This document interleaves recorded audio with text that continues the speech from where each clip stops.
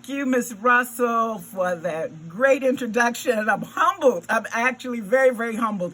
And it's my honor and my privilege to serve today. And I just want to say about the organization leadership had such forethought and insight. Many people are talking about what to do and the problems, but you guys have decided that we are going to do more than talk.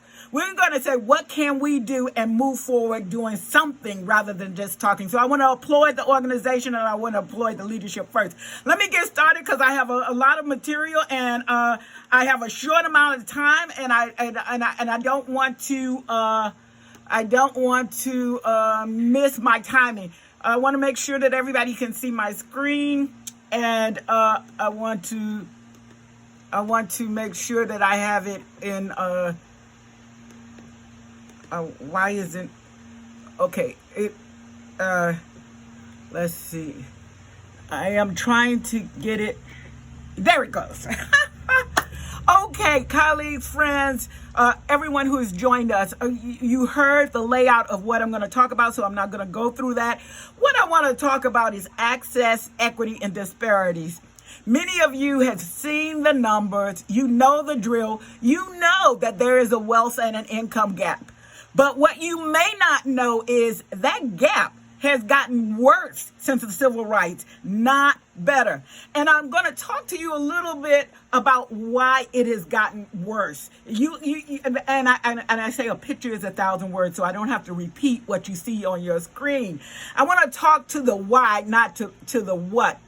In terms of wealth in our communities and wealth in the communities of others, the disparity is fueled by the number of millionaires who are in the white community. The data says, and you'll get this as the organization gets to you, and you can go to the links yourself, but the data says that 1 in 7 white people are millionaires, and 1 in 50 black people are millionaires.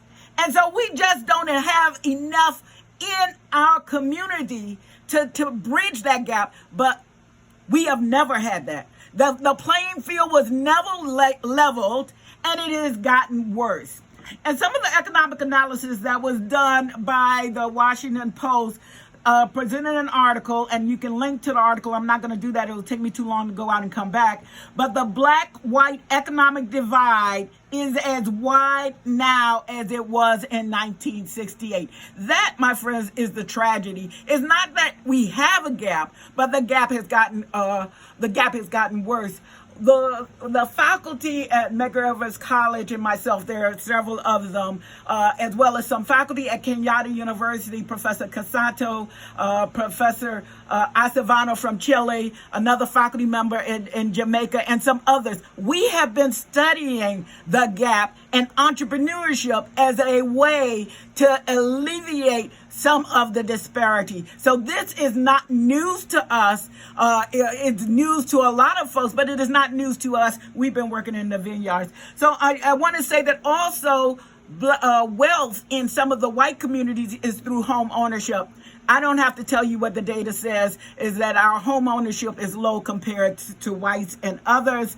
And there's other assets in the white community, such as stocks and bonds. They fully participate either in owning the business or owning a piece of the business. And that is what has fueled the gap. Most of you were, well, I'm not going to even assume. I will say I was around when Amazon first started.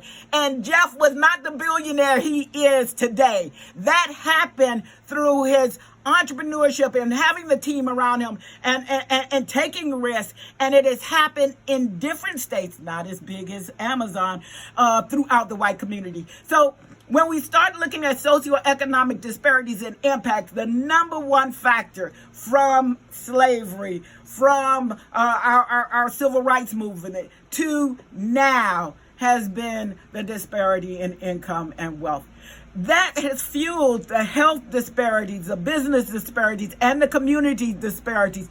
In health, I have a link there. We were already sick in our community. There is a high correlation between poverty and illness in the community for a lot of different reasons. And also because our community has not really embraced some of the healthcare systems because we have been treated badly. Many of our men have been treated badly. And in this particular article you will go to, even sick people don't want to go to the hospital. So when COVID-19 came and hit us, it hit us harder than the other communities. And therefore, you see, almost every black family knows someone who has either gone on or someone who has been impacted by the disease because it has hit us harder. And businesses. The New York Times did an article recently that 41% of our businesses had to close their doors when the lockdown came, and only 17% of the white businesses. What does that do to our community? In the black community, many black businesses hire black employees, and so many of them, those employees and those households, experience economic decline as well. And so in the businesses, many of them didn't have the cash reserve to last out 3 weeks and 3 months of no revenues and expenses. So many of the businesses are